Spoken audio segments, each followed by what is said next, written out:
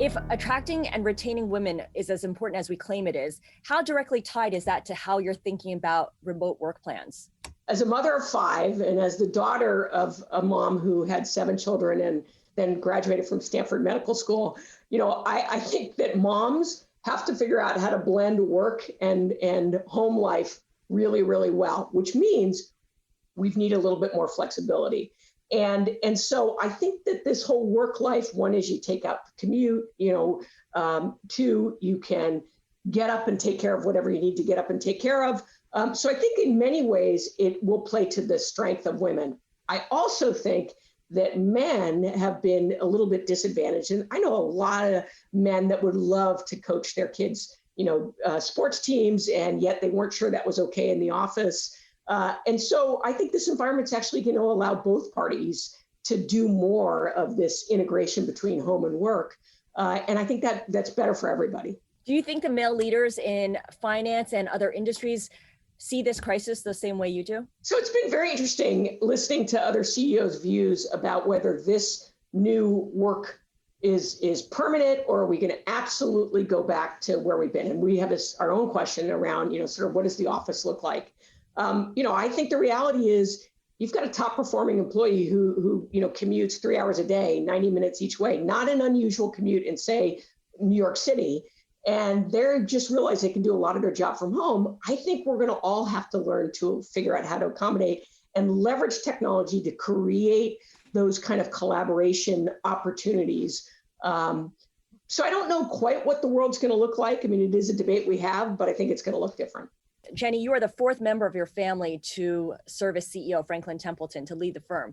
How do you reconcile that and your efforts to promote diversity at the firm with the fact that this is ultimately a family-run business? Well, so first of all, we're a public company, and while the family has a significant interest in it, we're minority shareholders. We don't own a majority of it. So we have to run it every day as a public company and think about what's right for the long run. I'd say the one difference is that when you have still founders having concentrated ownership, they're really able to think more long-term as far as investments that they make. One of the risks today of public companies is CEOs have so much pressure for quarterly returns that sometimes there's a question about whether they're really making the best long-term decisions for the business. And I can tell you, we operate this company thinking in the long term for the business. I want to talk a little bit about what happened with the Amy Cooper situation 3 months after that unfortunate incident. I wonder what has changed at your firm. How do you monitor employees' behavior and stay on top of what they say and what they do? So, part of it is you have to, from the very top of the firm, behave in a certain way and just show zero tolerance for any kind of racism or discrimination.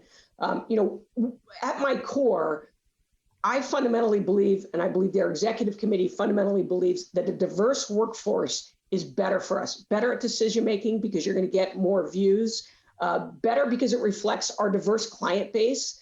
And so it's about, for us, continuing to always rethinking how can we ensure greater diversity and inclusion. And as we hired prior to the incident in Central Park, the chief diversity and inclusion officer at Legg Mason, and Regina Kerr is reporting directly to me as a CEO. That's how important D&I is to Franklin Templeton. D&I is clearly something that you're very passionate about, and I can hear it in your voice. I can see it in the way you're talking about it. How do you think your lived experience heightens your perception of what's happening on the diversity front? In some ways, I always feel a little bit, obviously I'm a woman CEO, but I grew up in a household where my father celebrated strong women. I mean, my mother I think she was one of 10 women graduating from Stanford Medical School. And so, I've always grown up in this environment where there's just somebody who believed in me. And I think that makes a big difference.